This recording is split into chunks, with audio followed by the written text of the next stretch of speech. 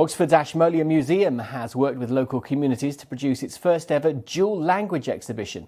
It will examine the city's role in Britain's colonial past in Iraq. The museum has hundreds of items taken from the country by Britain back in the 1920s and 1930s, and the exhibition will be in both English and Arabic, as David Lumb reports. Precious and irreplaceable artefacts brutally smashed to pieces. After taking control of parts of Iraq in 2014, ISIS tried to rewrite history. Now these barbaric acts are the inspiration for a new exhibition exploring identity. Many of our objects in our so-called ancient Middle East collections came to us as a result of the First World War and the creation of the modern Middle East. And the same people that were bringing the objects to the museum were actually fundamental in shaping that modern Middle East. The exhibition, called Owning the Past, covers the British occupation of the area in 1914, to the making of the Kingdom of Iraq, to its independence in 1932. Wow. Featuring ornaments, maps and diaries, it highlights the role played by Oxford University. Remarkable woman.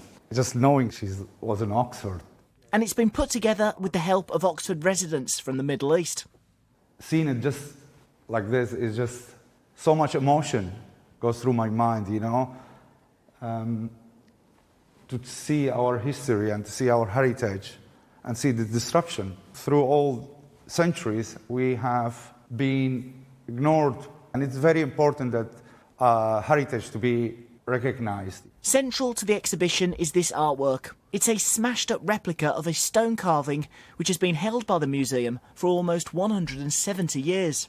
What we are looking at is a reproduction of the Ashmolean's Assyrian relief, which stands in the entrance of the museum, which are laser scanned, 3D printed, and then merged with moulds taken from the smashed sculptures inside the Mosul Museum in 2018.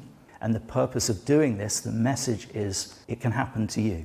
The thin eggshell of the walls of the museum, which protects our cultural history and our shared humanity, are only as strong as our willingness to protect what's inside. In a bid to appeal to more visitors, the exhibition is presented in Arabic as well as English for the first time ever. It begins tomorrow and runs until May next year. David Lumb, BBC South Today.